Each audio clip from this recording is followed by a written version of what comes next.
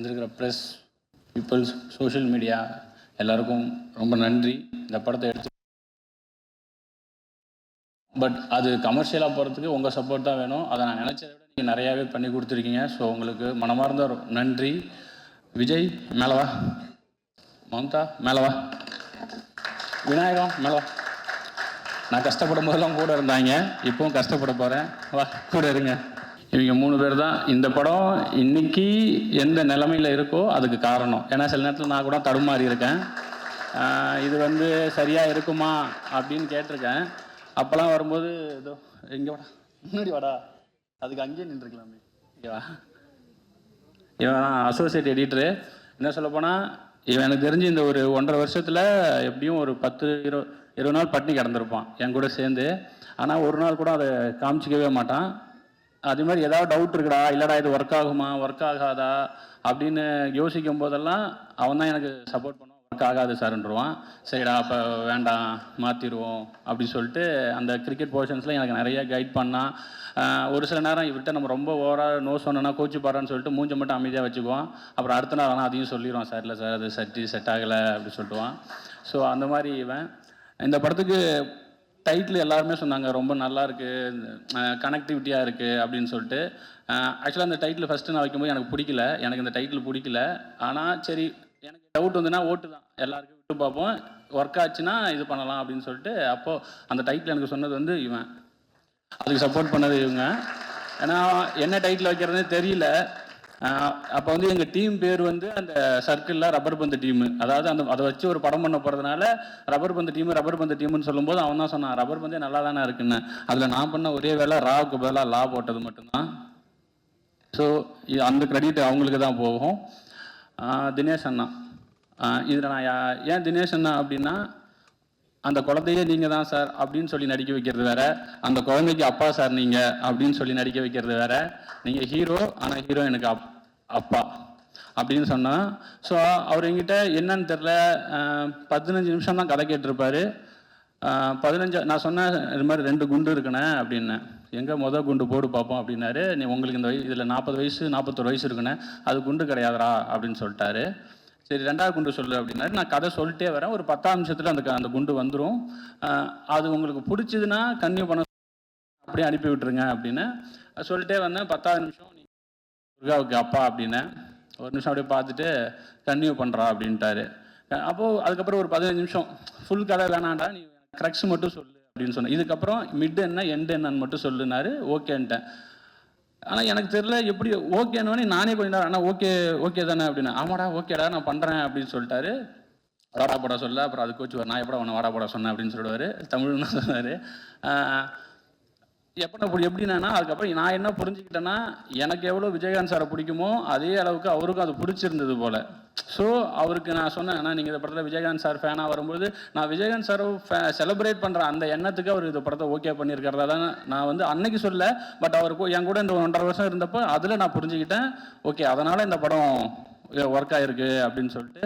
So தினேஷன்னா ரொம்ப thanks. இல்லைனா அது வந்து இன்னொரு வெறும் மாமனாராக மட்டும் போக வேண்டிய ஒரு கேரக்டரை இந்த அளவுக்கு இன்றைக்கி ஒரு இந்த கடைசி ஒரு வாரத்தில் சோஷியல் மீடியாவை பார்த்தா தெரியும். அதை எனக்கு ஒரு பெருமை சந்தோஷமாக என் ரைட்டிங்க்கு ஒரு உயிர் கொடுத்ததுக்கு ரொம்ப நன்றிண்ணா. உங்களுக்கு உடம்பு சரியில்லை, அதனால் நீங்கள் அவர் என் கூட அந்த தியேட்டர் விசிட்லாம் போனதுனால அவருக்கும் சரி சஞ்சனாவுக்கும் சரி ஏதோ வைரல் ஃபீவர் அந்த மாதிரி ஏதோ ஆகிருக்கு, ஆட் ஆகிடுச்சு, அதனால் அவங்களால வர முடியல. தப்பாக எடுத்துக்காதீங்க யாரும். அசோதை நீங்கள் நல்லா தான் பண்ணீங்க, சொல்லக்கூடாதுன்னு இல்லை. எனக்கு சரி இதை நான் சொல்கிறது இல்லை, நம்ம எல்லாமே சேர்ந்து தானே ஒர்க் பண்ணியிருக்கோம், அதனால் எனக்கு சொல்கிறதுக்கு கரெக்டாக இருக்குமான்னு தெரியல. இவங்க சொல்லணும், அதுக்கப்புறம் ஓகே அப்போ நம்ம கரெக்டாக தான் பண்ணியிருக்கோம் அப்படின்னு தான் இருந்ததே தவிர மற்றபடி சொல்லக்கூடாதுல்ல. ஏன்னா செட்டே சொல்லிருச்சு, இங்கே நடிக்கும்போது வேடிக்கை பார்க்க வந்த என் ஒய்ஃப் கூட 2-3 நாள் வரும்போதே சொல்லுவாங்க, என் தலைவி தான்டா இந்த படம் அப்படின்னு சொல்லுவாங்க. ஸோ நீங்கள் ரொம்ப நல்லா பண்ணியிருக்கீங்க. அந்த கேரக்டருக்கு அதே தான் சேம், நீங்கள் ஹீரோயின் ஆனால் இன்னொரு ஹீரோயினுக்கு அம்மா இப்படி சொல்லி இது ஒரு காம்ப்ளிகேட்டடான இது. அவங்க வந்து என்கிட்ட கதை கேட்கும்போது ஜூம் காலில் கேட்குறாங்க. நான் ஃபஸ்ட்டு கதை சொல்கிறேன். அவங்களோட எண்ணம் என்னென்னா தமிழ் சினிமாவில் ரீஎன்ட்ரி வேணும் சார். இப்போ அவங்க எவ்வளோ எமோஷன் பேசுனாங்களோ அதை அப்படியே என்கிட்ட சொன்னாங்க. நான் ஒரு செகண்ட் கதையை சொல்லலாமா வேணாமான்னு யோசித்தேன்.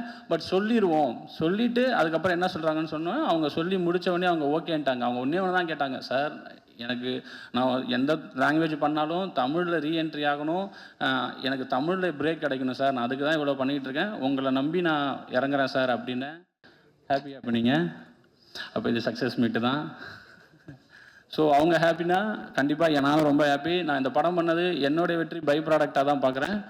அசோதைக்கும் தினேஷ் அண்ணா அவங்களுக்குமே சரி, 2 பேருமே கிட்டத்தட்ட ஒரே காலகட்டத்தில் தான் இருக்காங்க, ஒரே இதில் தான் இருந்தாங்க. அவங்களுக்கு ஏதோ ஒன்று தேவை, அது கிடைக்காம சுற்றிக்கிட்டே இருந்தாங்க. அது இந்த படத்து மூலிமா கிடச்சிருக்குன்னு அவங்களுக்கு நம்பினாங்கன்னா நான் ரொம்ப ஹாப்பியாக இருப்பேன். நான் தான் அது ஃபஸ்ட்டாக ஹாப்பியாக இருப்பேன். ரொம்ப தேங்க்ஸ் இந்த கேரக்டர் எனக்கு பண்ணி கொடுத்ததுக்கு உங்கள் 2 பேருக்குமே. ஹரிஷ் ப்ரோ, நான் இந்த கதை எழுதி மொதல் ஹீரோவே அவர் ஒரே மீட்டிங் தான் பண்ணுறேன்னு சொல்லிட்டாரு. ரொம்ப தேங்க்ஸ் ப்ரோ, அன்புவாக வந்ததுக்கு.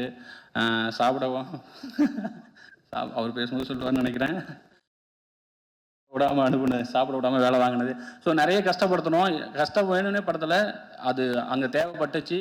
அது எல்லாம் பொறுத்துக்கிட்டு அவர் நினச்சிருந்தாருன்னா ப்ரொடியூசர்கிட்ட பேசியோ இல்லை யாதோ சொல்லி, இல்லை நான் எனக்கு சில இதுக்கெல்லாம் வேணும் அப்படின்னு கேட்டிருந்தாங்கன்னா ஆப்வியஸாக ப்ரொடக்ஷன்லேயும் சரிப்பா அதை என்னன்னு பார்த்துடலாம்ப்பா அப்படின்னு சொல்லியிருப்பாங்க. ஆனால் அவர் ஒரு நாள் கூட முகத்தை சுழிச்சதோ இல்லை பிரேக் விடாமல் நாங்கள் அவ்வளோ நேரம் அடின்னு அடித்த எதுவுமே இது வரைக்கும் இந்த நாள் வரைக்கும் எங்கிட்ட லைட்டாக முகத்தை கூட காமிச்சதில்லை. ஆனால் நான் நிறைய பண்ணியிருக்கேன், நிறைய டார்ச்சர் பண்ணியிருக்கேன். பட் எதுக்குமே இல்லாமல் அவர் இந்த கதையை நம்பி என்னையை நம்பி இது வரைக்கும் என் கூட ட்ராவல் பண்ணிட்டு இருக்காரு. நேற்று ப்ரொமோஷன்ஸ் வரைக்குமே அவர் என்னை அவ்வளோ பேக் பண்ணுறாரு, என்னை அவ்வளோ சப்போர்ட் பண்ணுறாரு. ரொம்ப தேங்க்ஸ் ப்ரோ. இதே மாதிரியே இருங்க, நிறைய பேர் சப்போர்ட் பண்ணுங்கள். சஞ்சனா அவங்களால வர முடியல, அவங்களும் அந்த கேரக்டருக்கு ரொம்ப நல்லபடியாக பண்ணி கொடுத்தாங்க.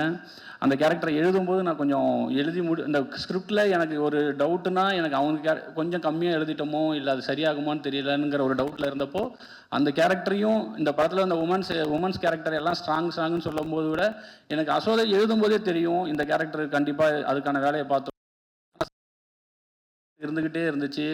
பட் அவங்க அதை புல் ஆஃப் பண்ணி அவங்களுக்கு ரொம்ப நன்றி. ஜென்சனாக இருக்கட்டும், ஒரு ஆர்ட் டைரக்டர், அவர் ஒரு ஸோ இந்த கேரக்டர் எல்லாருமே என்னன்னா ஒரு கட்டத்துக்கு மேலே அவங்க எந்த டிஸ்டர்புமே பண்ணல. சரி இவர்கிட்ட ஏதோ ஒன்று கேட்குறாரு அதை கொடுத்துருவோன்னு சொல்லி வெயில்லையும் மழையிலையும் எனக்காக அவ்வளோ பண்ணி கொடுத்தாங்க. உங்கள் எல்லாருக்கும் ரொம்ப நன்றி. டெக்னீஷியன் டிகேபி இன்னைக்கு வரல, அவர் வேறு ஷூட்டில் இருக்கார். அவர் அப்படி இந்த கதை அவர் கரெக்டாக இந்த படம் வரும்போது லவ் டுடே ரிலீஸ் ஆச்சு. அவருக்கு வேறு நிறைய கமிட்மெண்ட்ஸ் வந்துச்சு. அவர் நினச்சிருந்தா போயிருந்துருக்கலாம். ஆனால் இந்த கதையை படிச்சுட்டு அவருக்கு ஜென்யூனாக இல்லை, இந்த கதையில் ஒரு ஜென்யூனிட்டி இருக்கிறதால நான் போக மாட்டேன், நீங்கள் என்றைக்கு ஷூட் பண்ணாலும் சொல்லுங்கள் நான் வந்துடுறேன் அப்படின்னு சொல்லிட்டு இதுக்கு ஒரு பக்கம் மகாராஜா ஷூட் போய்கிட்டு இருக்கு. நைட்டு வரைக்கும் அங்கே போயிட்டு காரில் ஆனால் என் ஷூட்டுக்கு வருவார். கிட்டத்தட்ட ஒரு 30 நாள் தூங்காமல் கொள்ளாமல் வேலை செஞ்சுருக்காங்க. ஸோ டிகேபி ரொம்ப நன்றி. தினேஷ் மனோகரன், காஸ்டியூம் டிசைனர் தினேஷ் மனோகரன், ஊரில் இப்படி தான் சட்டை போடுவாங்க, போய் ஷோரூம்லாம் ட்ரெஸ் எடுக்காதீங்கன்னு மட்டும்தான் சொன்னேன். அவர் எங்கே போய் எடுத்தாருன்னு தெரில. ஆனால் அந்த படத்தில் வர காஸ்டியூம்ஸாக இருக்கட்டும், அந்த வேர்ல்டை பில்ட் பண்ணுறதுக்கு எனக்கு ரொம்ப ஹெல்ப்ஃபுல்லாக இருந்துச்சு. தினேஷ் மனோகரனுக்கு நன்றி. ஆர்ட் டைரக்டர் வீரமணி சார், நீங்கள் தான் என்னதான் நம்ம லைஃப் நான் எழுதியிருந்தாலும் அதை கொடுக்குறது ஆர்ட் டைரக்டர் தான். ஸோ அவ்வளோ லைஃப் கொடுத்தாரு. இது எங்கேயுமே செட்டு இல்லை. பட் நாங்கள் ஒர்க் பண்ண அந்த ஆர்ட் டைரக்ஷன், அந்த ஆர்ட் ஒர்க்கு நான் ஃபஸ்ட்டு ஒரு விஜயகாந்த் சாரை வரைஞ்சிட்டாரு. திடீர்னு ஒரு நாள் நான் என்ன நைட்டு ஃபோன் பண்ணி, இல்லை எனக்கு அது வேண்டாம், நான் ஒன்று அனுப்புகிறேன், அதை வரைஞ்சி கொடுங்க, நாளைக்கு காலையில் ஷூட். ஆனால்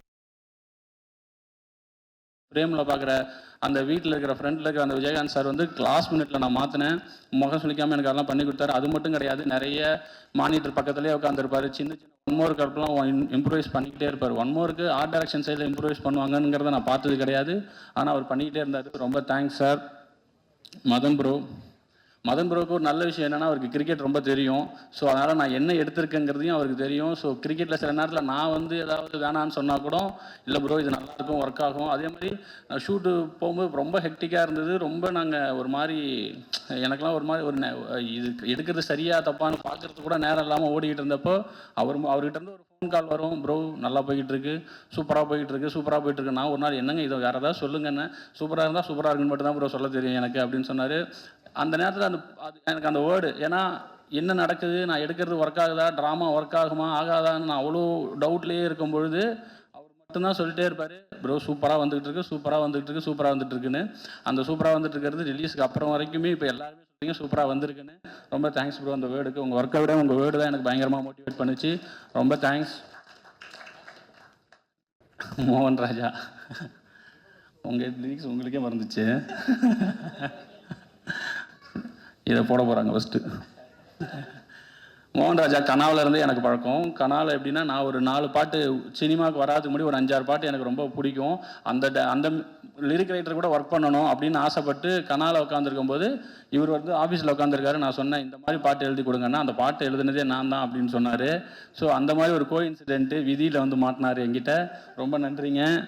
சில்லாஞ்சேரி கேக்கு அதை விட ரொம்ப முக்கியம். ஆசை உறவுக்கு எனக்கு ரொம்ப ரொம்ப ரொம்ப நன்றி. உங்கள் ஒர்க் இன்னும் பயங்கரமாக பேசப்படும். டிஎஸ்கேக்கு நான் நன்றிலாம் சொல்ல முடியாது. ஏன்னா டார்ச்சர் பண்ணி உள்ளே வந்தார். எனக்கு அவரை காசு பண்ணுறங்கிற எண்ணம்லாம் கிடையாது. ஆனால் இல்லை நான் பண்ணி யாரா அவன் எங்கிட்ட வேலை செய்கிறதுக்கு இவ்வளோ ஆசைப்பட்றான் அப்படின்னு சொல்கிற மாதிரி இருந்தது. ஆனால் சண்டை போட்டு உள்ளே வந்து முதல் 2 நாள் ரொம்ப கஷ்டப்பட்டார். ஆனால் எதுவுமே இது பண்ணிக்காமல் ஒரு எப்படி சொல்கிறது, ரெடியாக இருந்தார். என்ன வேணாலும் பண்ணுறேன் ப்ரோ, எனக்கு ஒரு பிரேக் வேணும், நான் என்ன வேணாலும் பண்ணுறேன், என்ன பண்ணணும்னு சொல்லுங்கள், என்னை மாற்றி விடுங்கிற மாதிரி அதுக்கு வந்து ரொம்ப ஓப்பனாக இருந்தார். கண்டிப்பாக ப்ரோ, நீங்கள் ஆசைப்பட்டது எல்லாமே நடக்கும். இப்படியே இருங்க. உங்களுக்கு எல்லாமே இருக்குது. உங்களால் என்ன கேரக்டரும் பண்ண முடியும். ஸோ நீங்கள் நினச்சது எல்லாம் இதுக்கப்புறம் நடக்கும். இந்த படத்தை நிறைய பேர் நிறைய ஆசைகளோடு இருக்கிறாங்க. அவங்க எல்லாத்துக்கும் அடுத்தடுத்த கட்டத்துக்கு போகணுன்னு நான் ரொம்ப ஆசைப்பட்றேன். ரொம்ப நன்றி. கடைசியாக லக்ஷ்மண் சார், நான் வேற ஒரு கதை சொல்ல தான் வந்தேன். ஆனால் லக்ஷ்மண் சார் தான் என்ன ஜேனர்னு ஃபஸ்ட்டு கேட்டார். நான் பவுண்டரோட வேற போயிருந்தேன். நல்லா தைரியமாக என்ன பண்ணிடுவாங்க நம்மளே அப்படி சொல்லிட்டு போய் பவுண்டரை நீட்டினேன். கதையெல்லாம் பவுண்டரை பார்த்தாரு, என்னை பார்த்து என்ன ஜேனர்ப்பா அப்படின்னாரு. இந்த மாதிரி ராம்காம் சார் காலேஜ்னோடனே வேணாம்ப்பா அப்படின்ட்டாரு. என்ன சார் கதை சொல்கிறேன், இல்லைப்பா வேணாம்ப்பா, ராம்காம் வேணாம்ப்பா.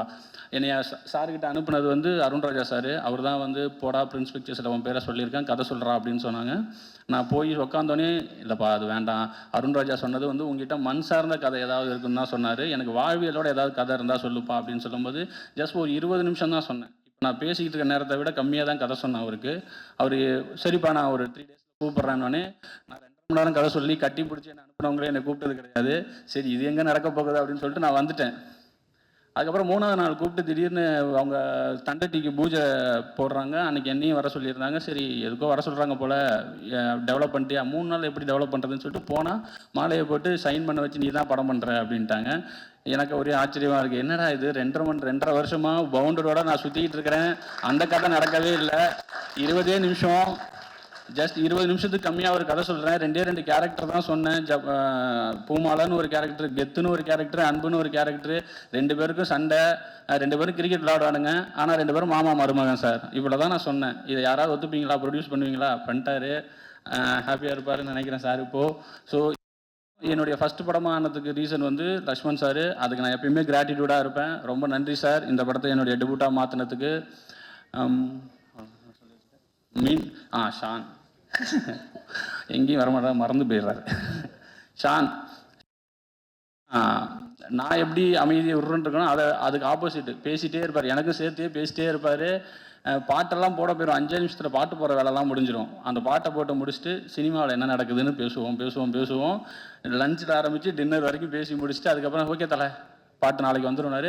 மொத்தமாக எனக்கு 2 பாட்டுக்கு சேர்த்து மொத்தமே 3 டியூன் தான் கொடுத்தாரு. அதில் 2 டியூன் எனக்கு ஓகே வச்சு ஷானை நம்பி நம்ம சில நேரத்தில் விட்டுறலாம். நான் மற்றவங்கள கூட ஏதாவது நான் போய் ஏதாவது நோண்டுவேன். ஷானுக்கிட்ட இது வரைக்கும் நான் எதுவுமே எனக்கு இப்படி தான் வேணும்னு சொல்லி கேட்டதில்லை. ஏன்னா ஷான் வந்து அவ்வளோ இதாக இந்த படத்துக்கு ஒர்க் பண்ணி கொடுத்தாரு. இந்த படத்துக்கு ரொம்ப கஷ்டம் வேறு நீங்கள் பிஜிஎம் பண்ணுறது. ஏன்னா அந்த கிரிக்கெட்டில் வெளியில் காமெடி பண்ணிகிட்டு இருப்பாங்க, உள்ளே 2 பேரும் இன்டென்ஸாக இருப்பாங்க. அதுபோக கமெண்ட்ரி வரும், சவுண்டுக்கு வேறு வேலை இருக்குது, இதுக்கு நடுவில் மியூசிக் வரணும். இத்தினோண்டு கேப்பில் ஒரு எமோஷனை கன்வே பண்ணணும். ஸோ அவ்வளோ ஒரு 6 மேட்ச் இருக்குது. அந்த 6 மேட்ச்சுக்கும் அவ்வளோ ஒர்க் இருக்குது.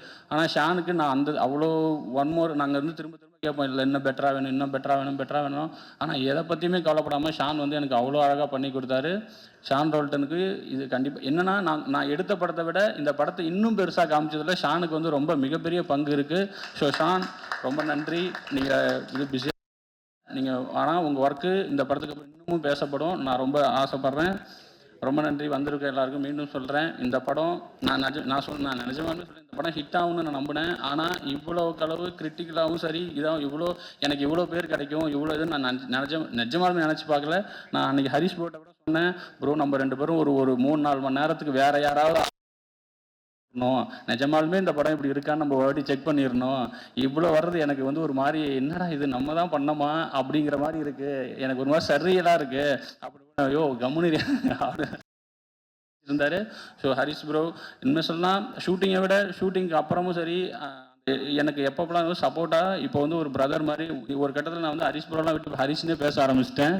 ஸோ ரொம்ப தேங்க்ஸ் ப்ரோ, அந்த இடத்துக்கு எனக்கு ஸ்பேஸ் கொடுத்ததுக்கு ரொம்ப நன்றி.